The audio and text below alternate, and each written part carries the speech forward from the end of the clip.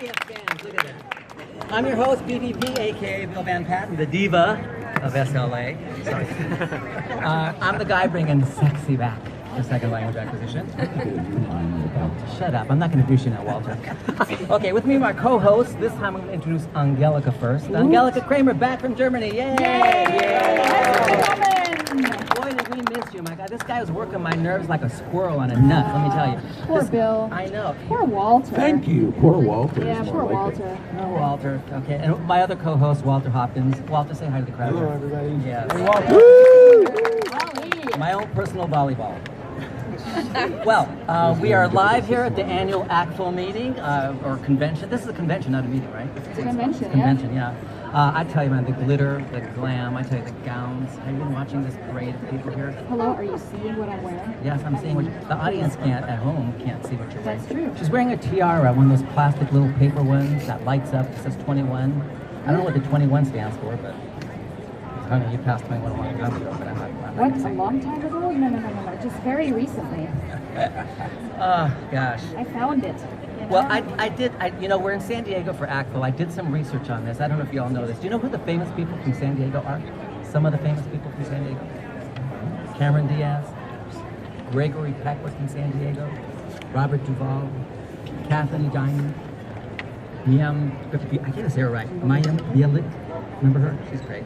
Ted Danson, Mario Lopez, and RuPaul. RuPaul was born in San Diego before he moved to Atlanta. RuPaul was born in San Diego. All right, we're continuing our topic from last week. What does explicit teaching do, if anything? Unfortunately, those of you at home can't call in today because we have no phone lines here in the convention center. We barely have Wi-Fi. I don't know what's going on. But you can let us know your thoughts if you can. Are you able to? Walter's on my cell phone, so you can send us a question or comment through twithbvp@gmail.com. Walter's reading that. Are you able to look at tweets, Angelica? Sure. If you want to tweet? Yeah. Okay, we'll put Mikey on this. If Mikey wants to follow tweets, he can tell us what people are saying. So you can tweet us or email us with your questions or comments. We want to hear your questions, but we also want to hear your comments and reactions to what we're talking about as we talk about this provocative topic. This is, again, a continuation of last week. What does explicit teaching do, if anything? And remember, if you're not listening live and you can't listen live, you can always catch us archived at twithbvp.com. We make for great listening for your students. You can assign our recorded shows as homework, right? Students can give presentations on what they're listening to and what we're saying and what people are saying from the audience. There's no end to how you can use our shows and how you can listen to them. And don't forget our SLA challenge quiz. We're not doing this with a call-in today, so somebody here from the audience is going to have to take our SLA challenge quiz. Yes, one of you going to have to do it. So no call-ins, but one of you lucky audience members, and we have a great prize if you get all 3 questions correct. And you want to know what your prize is if you get the quiz correct? Yeah. You get a date with Walter Hopkins. Walter! Yeah, you get your own personal volleyball for the evening. I'm willing to rent them out for the night. All you need is $10 and you'll have a great time. Oh my God. Okay, we have those of you at home, we have a very, very special guest with us today. I'm very pleased to introduce him all the way down from 3 hours north of us in the LA area. Please join me, Walter, and Angelica as we welcome to Tea with BVP, the previous diva of SLA. Fabulous, wonderful, Stephen Crash. Off to a good start here.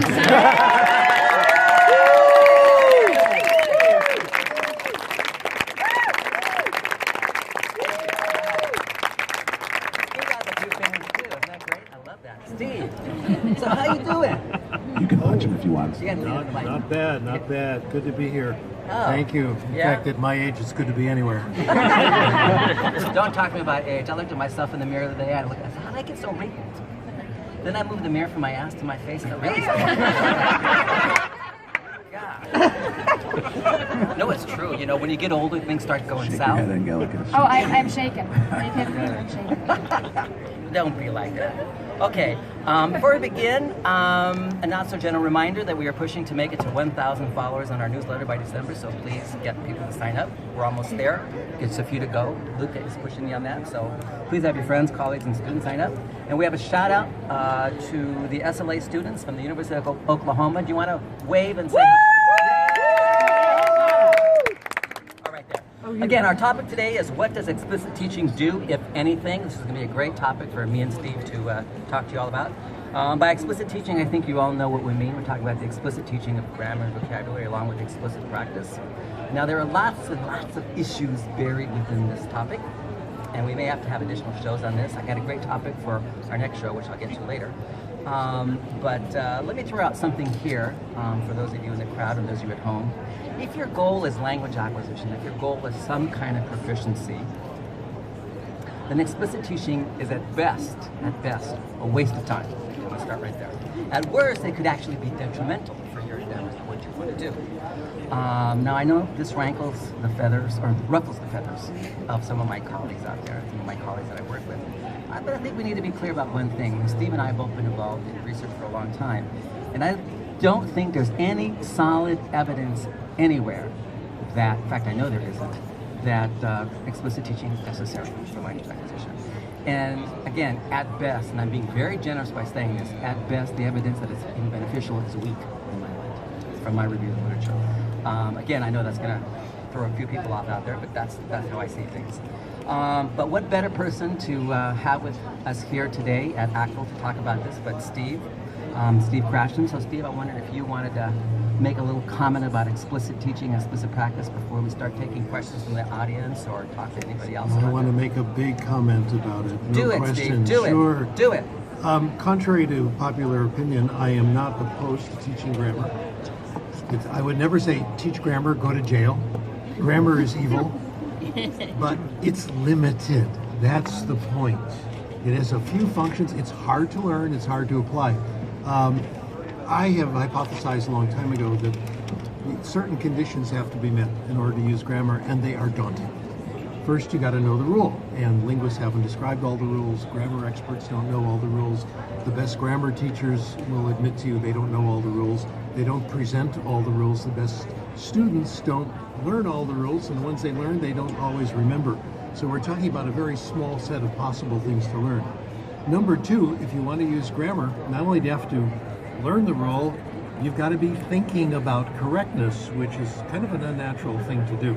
It's kind of like patting your head and tapping your tummy at the same